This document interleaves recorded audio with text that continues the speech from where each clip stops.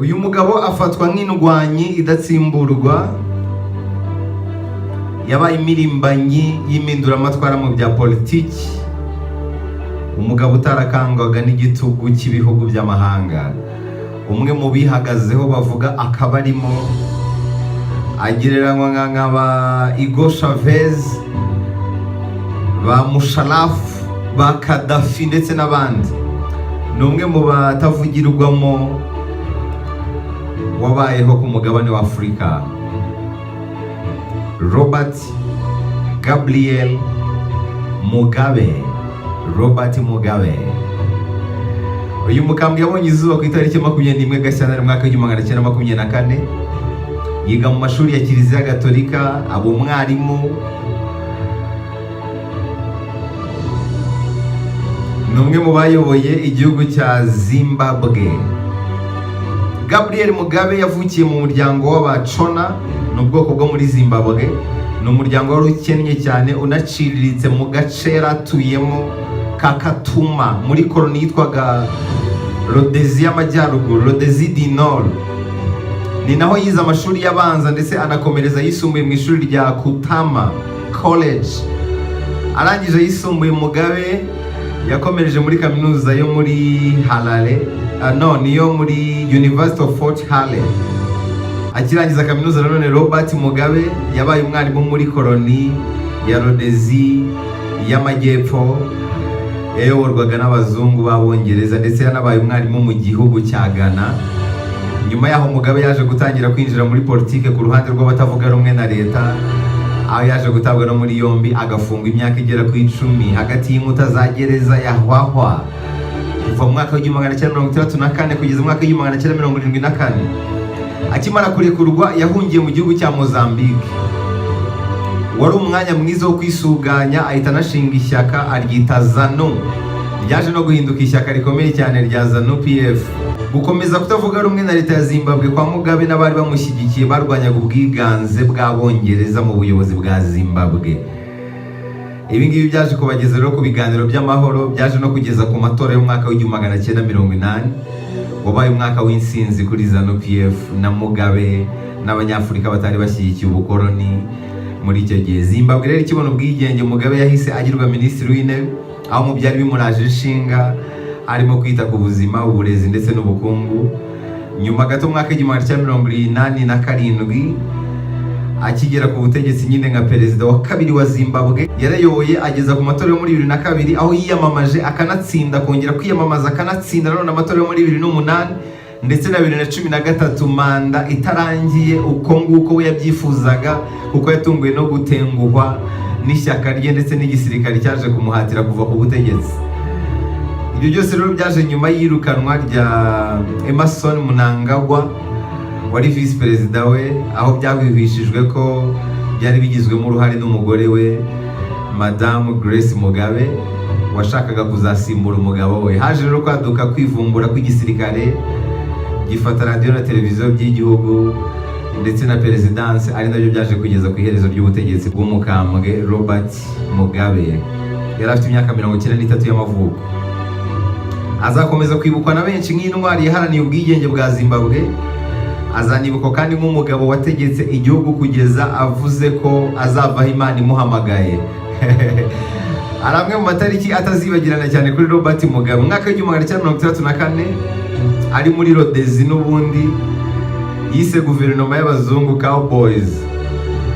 Yarafashwe icyo gihe nabwo yafunzwe iyo myaka 10 nababwiraga nta rubanza. Umwana we w'umuhungu yaje gupfa, Mugabe afunze yangirwa kujya kumushyingura. Mu mwaka w'1973 nubwo yari agifunze yatorewe kuyobora ishyaka rya ZANU PF, ariko yahise ajya rero muri Mozambique nibwo yatangiye intambara ku butegetsi bw'abazungu muri Rhodesi. Hanyuma 1976 nibwo yavugiye i Londres ko igisubizo cyonyine cyo guha ubwigenge Zimbabwe ari imbunda.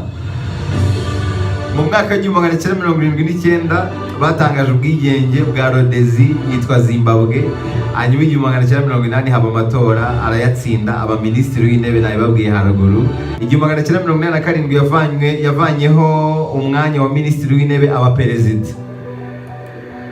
Hanyuma 1996 yarongoye Grace Maruf nyuma y'uko umugore wa mbere yishwe na kanseri. muri bibiri yugarijwe cyane n'ishyaka rya MDC ritavugaga rumwe rya Morgan Tsvangirai. 2002 mu matora ya perezida yagize amajwi 56%, naho Tsvangirai agira 41%. Amatora amahanga yavuze ko Mugabe yibye amajwi. Amahanga n'imiryango mpuzamahanga byahagaritse inkunga kuri Zimbabwe.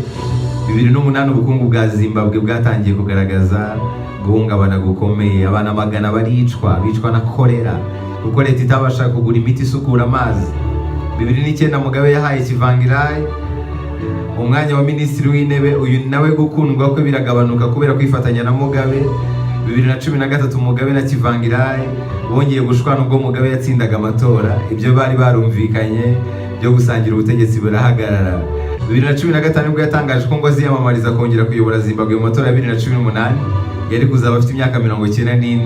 Ibintu byarakaje abaturage ba Zimbabwe bari bugarijwe n'ubukene. Mu kwezi kwa 11 mu mwaka wa 2017 ishyaka ZANU-PF ryatangaje ko rimuvanye ku buyobozi bwaryo, rimusimbuza Mnangagwa wari vice perezida, ariko yari yaramwirukanye. Imyivumbagatanyo rero ya rubanda yashyize igitutu ku basirikari maze bahirika Mugabe na Grace ku itariki 21 z'uko kwezi, bamwambura ubutegetsi. Nawe arabyemera yandika ko yeguye. Bwana Mugabe yari umuntu ugendera ku mategeko cyane, wakundaga kwambara neza kandi imideri ye yari ukuva kera cyane. Akaba kandi umugabo utaranywaga ibisembuye. Buriya Mugabe ntiyanywaga inzoga, ntiyanywaga itabi, yari umugabo nyine uri clean mu mutwe. Yigeze gusingizwa nk'intwari y'Afurika mu kurwanya ubukoloni. Yasaziye ku butegetsi kugeza buhiritsweho, asiga igihugu mu kaga. Mugabe yatabarutse afite imyaka 95 y'amavuko tariki ya 6 Nzeri muri 2019. Yaguye mu bitaro byo mu gihugu cya Singapore aho yari amaze iminsi yivuriza indwara itaratangajwe. Amateka ye azakomeza kwibukwa muri Zimbabwe no muri Afurika. Ikintu wazirikana nuko ari we mukuru w'igihugu wayoboye akuze kurusha abandi ku isi. Icyo gihe yateganyaga kongera no kwiyamamaza.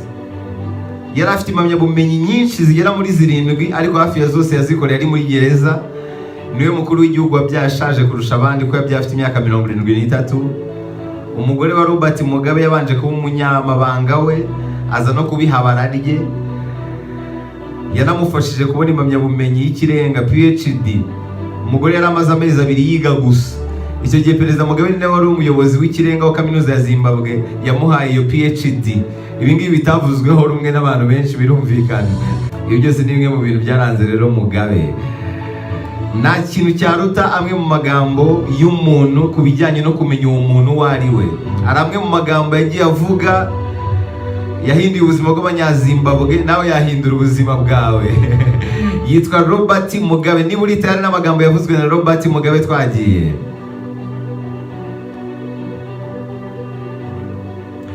Robert Mugabe yigeze kuvuga ngo maze gupfa inshuro nyinshi nzuka, bivuze ngo Yesu yazutse rimwe, ndacyamuhiga mu kuzuka.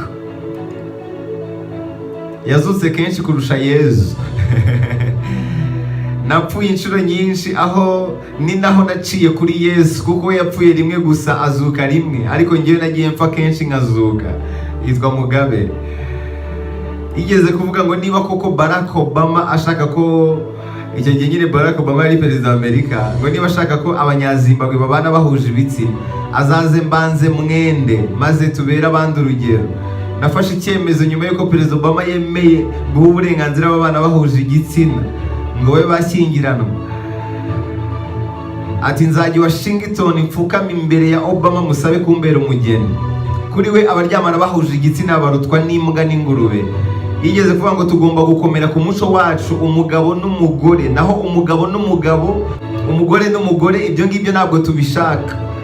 Ati mpamya ko n'ingurube y'ingabo yimye ingore itahirahira yurira ingabo ngenzi yayo. Mugabe yangaga abazungu ku buryo yigeze kuvuga ngo nta muzungu n'umwe ukwiye kwizerwa keretse uwapfuye. Ngo nta muzungu n'umwe ukwiye kwizerwa kereka umuzungu wapfuye. Yigeze kuvuga ngo ishyaka ryacu rigomba guhora rirwanira gutera ubwoba umuzungu kuko niwe mwanzi wacu wa mbere. aravuga ngo ntimukarwane mupfa abakobwa, igihugu cyuzuye abakobwa beza, nibikunanira kubona umukobwa mwiza uzaze ubwire mugabo agufashe. Yaravuze ngo ninjye Hitler w'iki gihe. Uyu Hitler ufite intego y'ubutabera ku baturage be, ukwishyira ukizana kw'abaturage be, no kumenyekanisha ubwigenge bw'abaturage be ndetse n'uburenganzira ku mutungo kamere wabo. Niba ibyo ari byo kuba Hitler, mu ndeke mbe Hitler inshuro 10. Mugabe yaravuze ngo Abanyafurika y'Epfo birirwa bashwanyaguza ikibumbano cy'umuzungu wapfuye, ariko ntawatinyuka gukubita urushyi umuzungu muzima, ariko bakica umwirabura bamuteye amabuye ngo kubera ko ari umunyamahanga. Mugabe yaravuze ngo ntacyo byaba bivuze kuba abazungu baraturenganyije kera ubwo bari batuyoboye, ngo natwe tubishyure kuko ngo twabonye ubuyobozi. Ibyo nta kintu byaba bivuze, nta kintu byaba bivuze kuri Mugabe kwihorera ku bazungu. Ku rundi ruhande, hanyuma yaravuze ngo Afurika igomba gusubira uko yari imeze mbere y'abagashakaho hake batarayigabanya. Aya ni amacakubiri yazanywe, tuzashaka uburyo bwose tuyavanaho. Hanyuma Mugabe yaravuze ngo Imana yonyine niyo yakize ku butegetsi, ni nayo izankuraho, ntabwo ari MDC cyangwa se Abongereza. Mugabe yaravuze ngo umuntu ushishikazwa no guhatira kumvisha inkende ko ubuki buryoha kuruta umuneke ntiyagira n'isoni zo kujya kugurisha agakingirizo kwa padiri. Mugabe yari afite amagambo arenze. Yaravuze ngo ivangura ruhu ntirizigera ricika mu gihe cyose imodoka zera zizaba zicyambikwa amapine y'imikara, mu gihe cyose abantu bazaba bagikomeje kwifashisha ibara ry'umukara mu kugaragaza ibyago, ibibazo, mu gihe umweru ugaragaza amahoro, mu gihe abantu bazaba bacyambara imyenda yera mu gushyingira nyamara bakambara imikara mu gushyingura, mu gihe cyose abananiwe kwishyura imyenda bazaba bagishyirwa ku ntonde z'imikara nk'aho bagashyizwe ku ntonde z'imyeru. Gusa ibyo nta na gito bintwaye kuko mu bwiherero dukoresha impapuro zera. Yitwa Mugabe.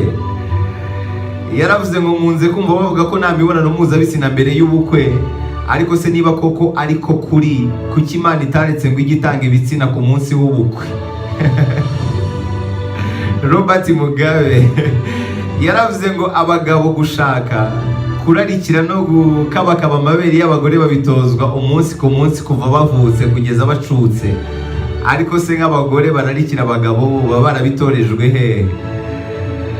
Hanyuma yaravuze ngo niba uri umugabo ufite umugore ukabona ukirarikira udukumi tw'utunyeshuri, uzagurire umugore wawe impuzankano cyangwa se iniforume z'abanyeshuri ase n'abo ngabo urarikira. Mugabe yaravuze ngo abantu nubwo wababurira akajana ntabwo bazabasha kukumva kurusha uko bumva umuburo wa batiri faible. Hanyuma Mugabe yaravuze ngo igihe kimwe nusubiza amaso inyuma ugasanga amafaranga utakaza ku bakobwa arutayo woherereza nyoko, uzamenye ko uburozi bukora, ngo baba barakugiriyeyo kuri Mugabe. Igihe kimwe nusubiza amaso inyuma ugasanga amafaranga utakaza ku bakobwa arutayo ha mama wawe, uzamenye ko ngo bakugiriyeyo, ngo uburozi burakora. Hanyuma Mugabe yaravuze ngo ikibazo ni ikihe? Ubu ngubu dufite indege zo kubasubiza iwabo byihuse kurusha uko basogokuruza babo bakoreshaga amato babazana iwacu. Ahangaha yavugaga abazungu.